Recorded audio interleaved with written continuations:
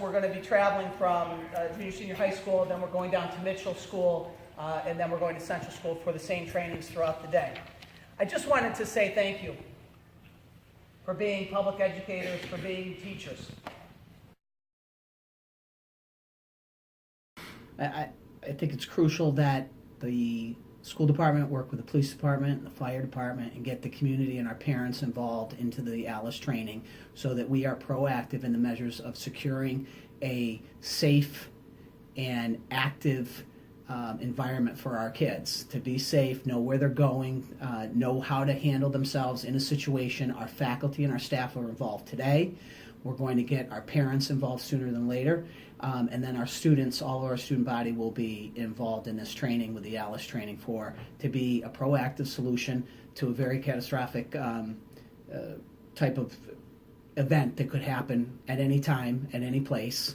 And we want our kids, our staff, our faculty, our community to be able to handle themselves at a movie theater, at an airport, at their own business. But here in the community, we are going to work part of the community with the police, with the fire. Then we're going to bring in DPW because it takes a village to raise a child, and I've said that multiple times, but I think it's going to take all of us to make sure that East Bridgewater is as safe as possible.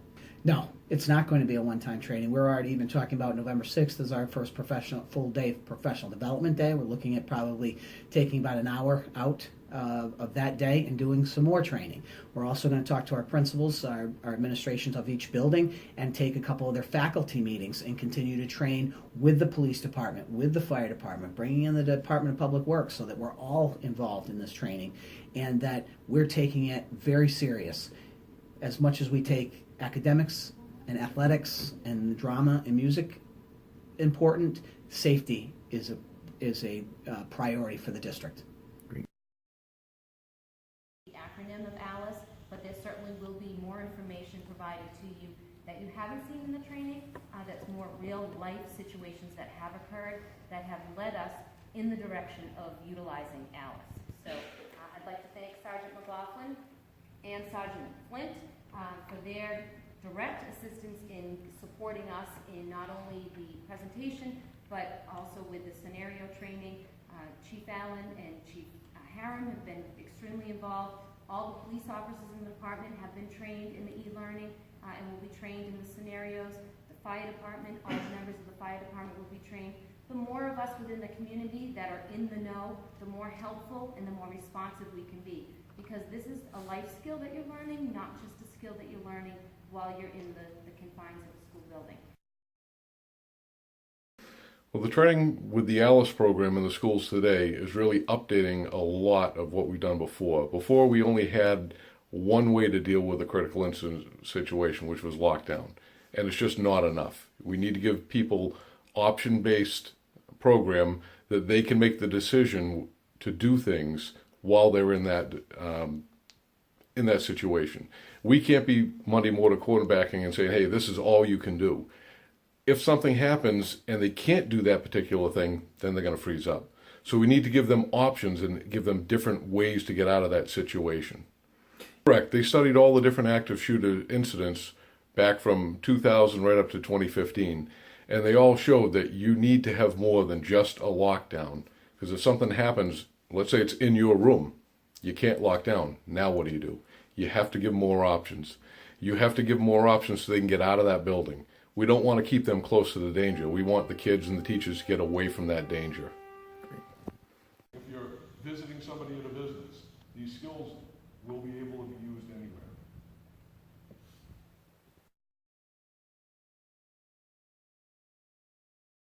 We had a collaborative effort between the East Bridgewater School Department and the East Bridgewater Police Department where we provided face-to-face review of the ALICE training to all of our staff members in all 3 buildings, and then we were able to follow up with some scenario drill training for all of them as well. Absolutely. It's been over 20 years since I've been in the school district, and we have practiced a number of drills, but not with this level of collaboration and investment from the police department, the fire department, and the school department. In the past, we would have trainings, and it would usually be one person up in front of everyone speaking about the options, which were really limited to just lockdown. And now we've opened up a whole nother set of options for staff, and they can see that the commitment that the community has and the municipalities have, and I think it gives them the assurance that we're doing the right thing. Absolutely not. This is not a one-time. This is just the beginning, as we assured the staff members. This was their initial training. We will continue to do more trainings. We want to get parents and family members involved as well, because our best line of defense is making sure everyone is on the same page. So staff members will be continuously trained, along with parents being trained, and then certainly our students being trained. Great. Thank you very much.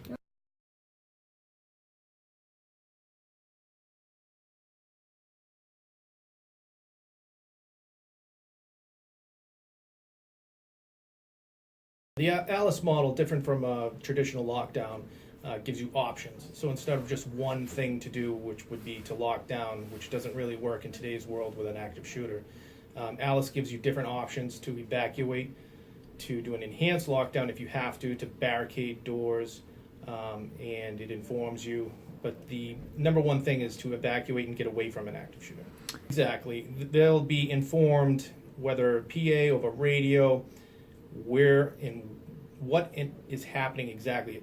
Active shooter situation, where in the building it is, so that they can use options to either get away, go out of windows, whatever they need to do. It just empowers the people to make their own decisions. They were very good. All three schools we visited today and did training with, they were asking questions, they were definitely involved, and they liked the training, and they're looking forward to building on this training.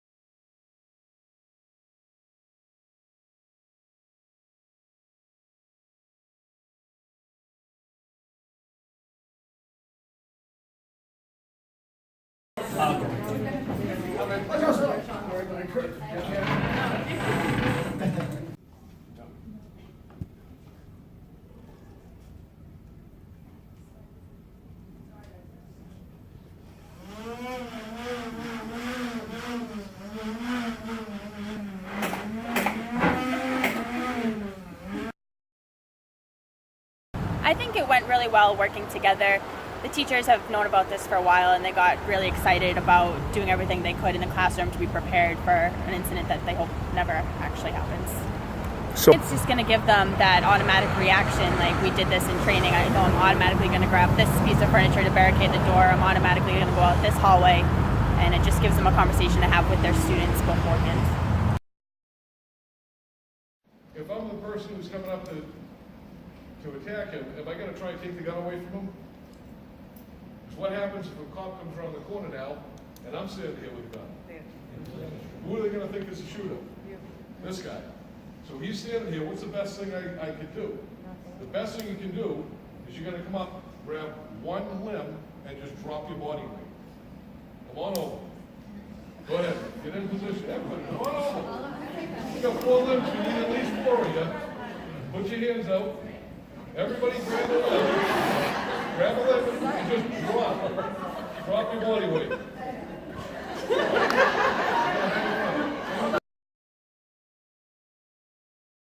To the highest survival rate. It wasn't until, and this was the first time reviewing this presentation, that I saw the Virginia Tech classroom setup. And to know that the shooter was in a room, left that room to go to other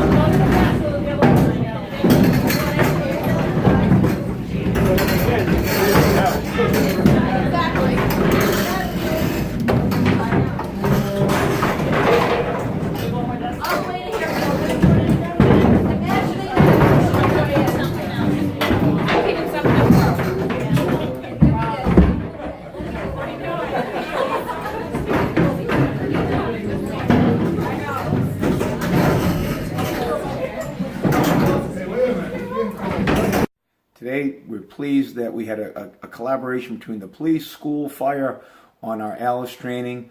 I can't say enough about the job that team undertook, led by Dr. Williams from the school department, Sergeant Michael McLaughlin, Sergeant Tom Flint from the police department, school resource officers Talitha Connor and Cecilia Cacciatore. It's just a real great collaboration, and thank you to Superintendent Legault for showing the leadership in partnership here in our school safety. It's such a critical, important priority in our lives, and it's now going to spread throughout the community. And I look forward to the next ALICE trainings that we do. I was especially proud to see the engagement by our East Bridgewater school teachers, taking this so seriously. Your children's, my children, our children's safety, is just an utmost priority. And I look forward to building on that in future training sessions.